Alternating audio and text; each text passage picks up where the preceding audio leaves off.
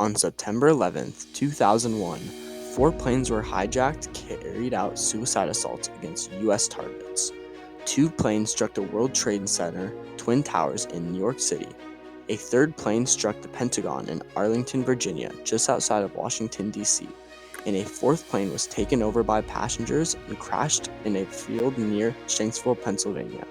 Heather Penney was a fighter pilot deployed during that time, and this is her story.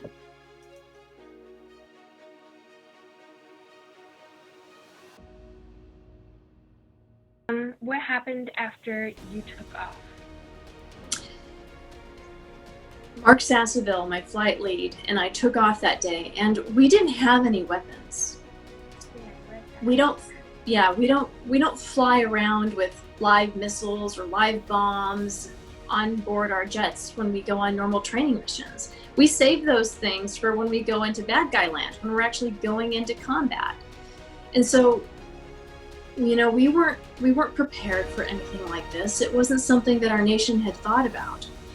Once the Cold War ended and the Soviet Union fell, there was very little sense of a threat to our nation.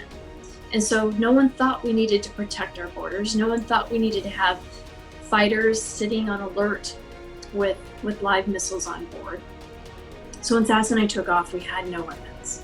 Our only option that morning would have been to ram the airliner with our own jets, like a kamikaze airplane, sacrificing ourselves, using ourselves and our jets as the missiles, as the weapons to be able to take the airliner down.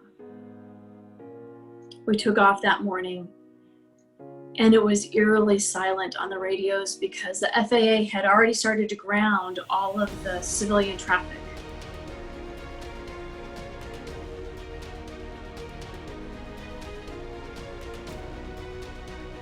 And we headed out northwest over the Pennsylvania countryside. And we were low because we knew that this airliner had dropped below the radar coverage.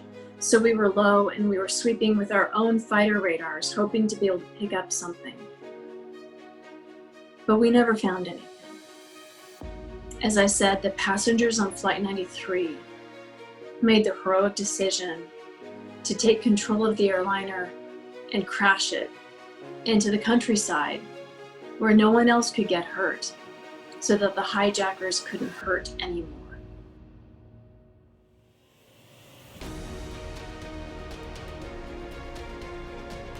It was not something I even thought of that day. It was something that my mom pieced together a couple of weeks later. She said, "Oh my goodness, that could have been your father."